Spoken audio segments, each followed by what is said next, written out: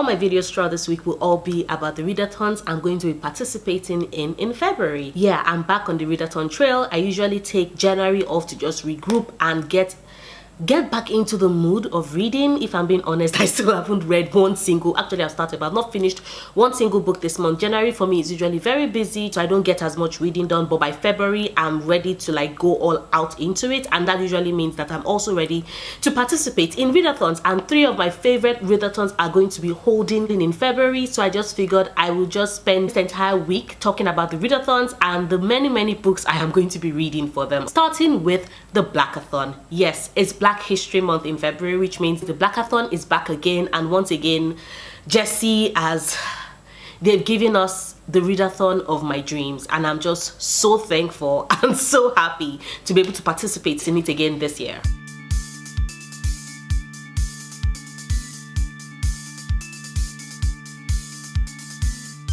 So what I'm going to do is I'm going to leave Jesse's video down in the description bar below. Go check it out because they did give us more details into exactly how we can all participate in it. There's going to be like viewing parties on Twitter. We're going to be watching 4 movies, 1 movie every weekend. There will be sprints, there will be prompts. There's definitely prompts for Instagram as well. I'm going to be participating in that because I think that's the needed push I need to like pick up my Instagram game in 2020. And of course there are prompts for YouTube, and I'm just here to talk about the books. Yes, because there's actually 2 teams. They've split us up into team science fiction / fantasy, and then there's team contemporary-athon, and each of these teams we have 4 books we're meant to read, and each of these books are inspired by amazing Black people, that a mixture of artists and creators and writers. Just very awesome, and I want to see about going for both. Of course, you all know I'm definitely team science fiction / fantasy, but I want to go for all 8 prompts across both categories. But if I can't fully complete all of the prompts in contemporary, I'll be totally perfectly fine if I do pull off the prompts for science fiction / fantasy. And I will start with the first prompt. I've got my phone, I've got the prompts. The first prompt is Janelle Monae. Oh my god, you don't understand. I have such a big ass crush on Janelle Monae, like god damn. Okay, so the first prompt is Janelle Monae, and we're meant to read an LGBTQIA plus science fiction / fantasy book with a Black protagonist. And for that I am going with The Weight of the Stars by Kay Ancrum. I've had a lot of friends who've read this book and who love it. They're like, it's about queer science nerdy girls who fall in love, and that is just me without the science bit, because I am definitely not a science student. But I love the premise of these 2 girls who bond because one of them wants to see the stars and the other one has a mother who agreed to a one-way trip into space and always looks to the stars, and in helping her friend to look at the stars in anticipation for catching a signal from her mother, both girls fall in love. It sounds like it's definitely going to be slightly angsty, but also so sweet, so romantic, so nerdy, and I'm happy because I have wanted to read this book for like forever. And this book is gorgeous, like not just the cover, but look at the spray, like look at the edges, look at the stenciled edges. Isn't that pretty? It's like radio signals. This book is just, it seems like it's going to tick so many boxes for me, and I cannot wait to read it. But definitely The Weight of the Stars by Kay Ancrum. I'm smiling because I'm so excited about reading this book, so excited. And the second prompt is Nnedi Okorafor, which I love Nnedi so much. We're meant to read a work of Afrofuturism centering a complex and advanced society, and for that I am going with, yes, Binti by Nnedi Okorafor herself. I have had this book, I've had this book for a while, because the minute this art cover came out, it takes my breath away. It took my breath away the first time I saw it, and then when I received it in person, I'm like, this is such a beautiful book, and I've been wanting to read it and I've never got the chance to do so. In this we follow Binti, who is uber smart and is able to travel out of our planet on a scholarship to study in one of these prestigious universities in outer space with these alien beings. But on our way to the university, a spaceship gets attacked. That's the premise so far. I don't want to know more than that. I want to be surprised. This book contains all 3 books in the trilogy. I hope I'm able to finish all 3 books during the BlackAthon, but even if it's just the first book, which is titled Binti, if that's all I'm able to read, I'll be perfectly happy. But I have plans to read all 3 books in the trilogy, and I have everything in 1 volume. It is gorgeous, it's stunning. I have so far read 3 books by Nnedi Okorafor. Is it 3? Ufia's Death, which features one of the most amazing, brilliant characters. So there's Ufia's Death. I've read Zara the Windseeker, and I've read What Sunny Saw in the Flame. So yes, I've read 3 of Nnedi's books so far, and I have loved her writing. So I am definitely anticipating reading Binti, and I repeat, this cover is just stunning. It's gorgeous, breathtaking, absolutely amazing. I can't wait to read it. And the next prompt for under Team Science Fiction / Fantasy, we have David F. Walker. We're to read a science fiction fantasy comic / graphic novel by a Black author with a Black protagonist. And for that, I am going to be reading, once again, another Nnedi Okorafor work, Shuri. I have wanted to read Shuri since Nnedi first released it. That comic just looks gorgeous. I love Shuri. The fact that she's one of the most brilliant minds in the Marvel comics just makes me so happy. Like, everybody fans so hard for Tony Stark, and I love Tony Stark, but Shuri is my girl. Shuri is kick-ass.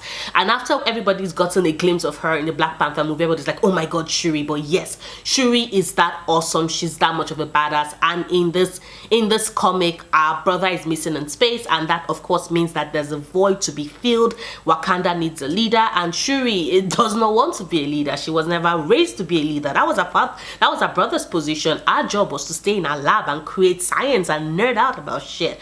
And now she has to decide if she's just going to stay in her lab or she's going to step up to the plate and rule her people, even though that is not what her heart actually desires. It sounds like it's going to be deep. It sounds like it's going to be moving. It sounds like it's going to be all about a character realizing exactly who she is and making those decisions for herself. And I have wanted to read it for a while now, and this just seems like a perfect time, a perfect time to read it. I am so behind on comics.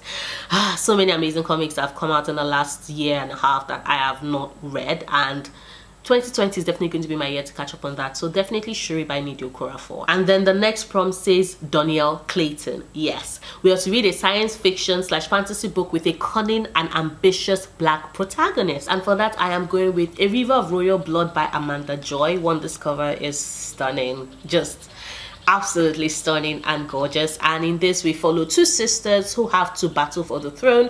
One of them was initially thinking, oh sure, no problem, maybe my sister will spare me, but after an assassination attempt on her life, finally opens her eyes to the fact that this is a death to the finish. The only person that can become queen is the last sister remaining. She has to put her wit, she has to put her power in full force in order to defeat her sister. I love the fact that there's definitely going to be scheming. I do not like the fact that it's going to be 2 sisters pitted against each other, but I want to see high level intelligence, and nothing says cunning and ambitious like characters who would do anything to become queen. So definitely A River of Royal Blood by Amanda Joy. I've been wanting to read this, and I can't wait to read it. So those are the 4 books for Team Science Fiction / Fantasy, and now we'll move on to Team. Apologies for the birds you can hear. I tried waiting if I could record, and they just would not shut the fuck up. So apologies. But those are the books I'm choosing for the prompt for Team Science Fiction / Fantasy. I'll move on to Team Contemporary. And first up in contemporary literature, we have Basi Ikpi, and the prompt says we are to read a book exploring the intersection of mental health and or disability in Black folks. And the book I'm choosing for that is, yes, Get a Life, Chloe Brown by Talia Hibbert. This book arrived for me late last year. I wanted to read it since it came in. I never got the chance to do so. It's a perfect ass book. It's romantic, and I have friends who have swooned and lost their mind over the perfection that is this book. In this, we follow Chloe Brown, who has been chronically ill practically all her life, and when she survives a near-death experience, she decides to make a list of all the things that she wants to accomplish and go live her life, and in doing so meets a man and they fall in love. And I have been wanting to read this. I have friends that say that this is sweet and this is hot and this is sexy as fuck, and I've been wanting to read this for like forever. And yeah, it's been sitting on my shelves for like forever, and it's finally the chance for me to do so, and I'm taking it and I cannot wait. And then we have Milan James. We are to read a book that isn't set in the United States and does not center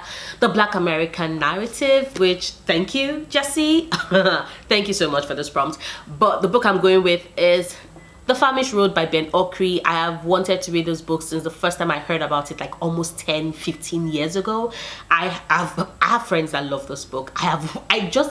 every single time I got the chance to read it, I never took it, and it's just long overdue. I am so ashamed to say I'm a Nigerian girl who likes books who's never read The Famished Road, and I intend to remedy that in February. In this, we follow Azaro, who is a spirit child, who is what the Yorubas will call an Abiku and the Igbos will call an Ogbanje.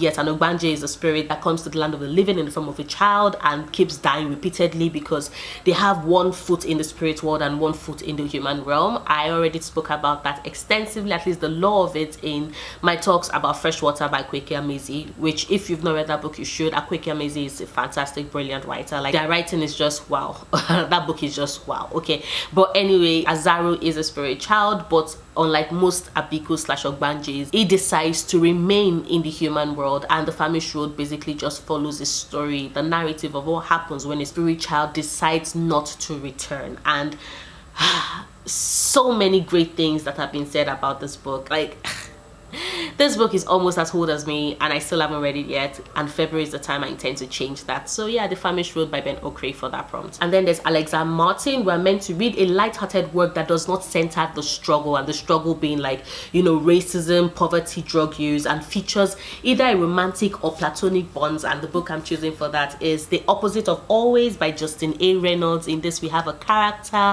who meets a girl and likes a girl, and before he gets the chance to be with the girl dies, and then he finds out that time has reset itself. It's gone back to the past, and he has the opportunity to change things, to be with this girl. And so through a repeated cycle of always traveling back in time, he and the girl, he ends up finding out more about the girl. He ends up falling in love with the girl, and the whole point is to see if he can finally break the circle and keep her from dying so that it can be together. Yes, it's not as light-hearted, but it definitely does not feature the struggle. In this case, we are actually just looking about a race against time, and I've wanted to read this since it came out last year, and I finally get the chance to do so. And this cover is just stunning, absolutely stunning, and wow, definitely a book I want to read. And then there's the final prompt, Akweke Emezi. Yes, the Akweke Emezi that I just mentioned a couple of minutes ago. The prompt says, a work where a black protagonist challenges preconceived notions of blackness and what black means. In other words, we're looking for a black revolutionary character. And I don't think any character, I won't say I don't think any character is as revolutionary as the character I chose, but I do think that this character comes really close, and that is the narrator of The Sellout by Paul Beatty. In this, we follow a narrator who all his life his father has basically told him that he's writing a memoir that would of course make them rich, make them famous, blah blah blah. But when his father is killed in a drive-by shooting, he finds out that his father has been lying. His father is not writing any memoirs. In fact, his family is in debt to the point that they have to actually borrow money in order to pay for his father's funeral. And then to make matters worse, his district has been wiped off completely away from the map of California. Like, they do not exist. And so the character sets out to right this wrong by reinstating slavery. Yes, you heard that right. He decides to right the wrong by reinstating slavery, by bringing about segregation in a high school, and that act lands him in front of the Supreme Court. So it's definitely a character that is, tell me that is not revolutionary. Tell me that is not having you think, what the hell? I am very intrigued. I've had this book now, it's going on 2 years. I've wanted to read it, and this just seems like a perfect time to read it because it fits the prompt perfectly well. Because can we say revolutionary? Like, how more revolutionary do you get at a black character that decides to reinstate slavery? Like, what the hell? But yeah, those are 8 books I hopefully intend to read for BlackAthon. I'm probably going to read more books during BlackAthon, but these are the core 8 that are fulfilling the BlackAthon prompts. Let me know down in the comments down below if you intend to participate in the BlackAthon. If you had no idea about it before, you're welcome. Go check out Jess's video. Like I said, they break things down. This is the 2nd year of the BlackAthon. The first year was just fantastic, and I know that they are going to do even more amazing things this year. Please, please, please participate in the BlackAthon. It's one of my absolute favorite readathons ever. So I'm happy that it's back here again. I'm happy that Jesse is doing this again this year. Once again, check out their video, get prepared. February is almost here. Let's hit things running. Let's have fun with the BlackAthon. But that is this video. If you liked it, please do not forget to give it a big thumbs up. Check out my other videos, subscribe if you want to. I make new videos every Sundays, Wednesdays and Fridays, and I'll see you soon. Until then, stay passionate, love books, love yourself. Bye.